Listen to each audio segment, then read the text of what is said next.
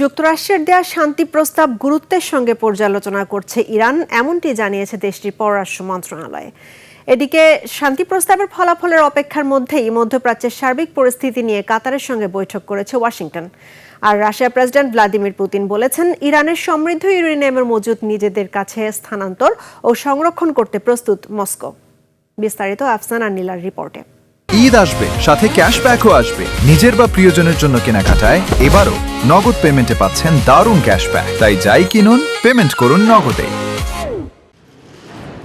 যুক্তরাষ্ট্রের পক্ষ থেকে পাঠানো শান্তি প্রস্তাব অত্যন্ত গুরুত্বের সঙ্গে পর্যালোচনা করছে ইরান, এমনটি জানিয়েছে ইরানের পররাষ্ট্র মন্ত্রণালয়ের মুখপাত্র ইসমাইল বাঘাই। তিনি বলেন, ইরানের বর্তমান মূল লক্ষ্য হল যুদ্ধের অবসান ঘটানো।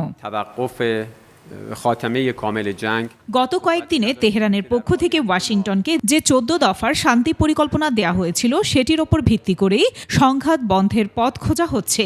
বলেন, ইরান এখন যুদ্ধের ইতি টানতে এবং দীর্ঘমেয়াদী স্থিতিশীলতা ফেরাতে সবচেয়ে বেশি উদ্বিগ্ন। অন্যদিকে হরমুজ প্রণালীতে মার্কিন অবরোধ এবং আন্তর্জাতিক নিষেধাজ্ঞার চাপে ইরানে বিদ্যুৎ ও জ্বালানি সংকটের আশঙ্কা তৈরি হয়েছে। এ পরিস্থিতিতে দেশের জ্বালানি গ্রেডের ওপর চাপ কমাতে জনগণকে বিদ্যুৎ ও গ্যাস ব্যবহারে মিতব্যয়ী হওয়ার আহ্বান জানিয়েছেন ইরানের প্রেসিডেন্ট মাসুদ পেজেশকিয়ান।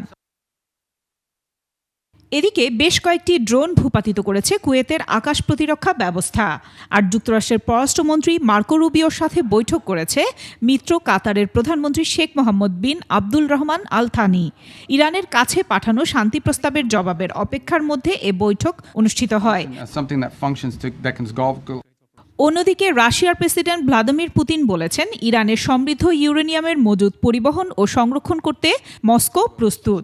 এছাড়া যুদ্ধ দীর্ঘায়িত হলে এর গুরুতর প্রভাব পুরো বিশ্বকে ভোগ করতে হবে বলেও সতর্ক করেন ভ্লাদিমির পুতিন। মস্কো ওয়াশিংটন ও তেহরানের সঙ্গে যোগাযোগ অব্যাহত রেখেছে জানিয়ে পুতিন আরও বলেন, যত দ্রুত সম্ভব এ যুদ্ধ শেষ করা হবে বলে তিনি আশা করছেন।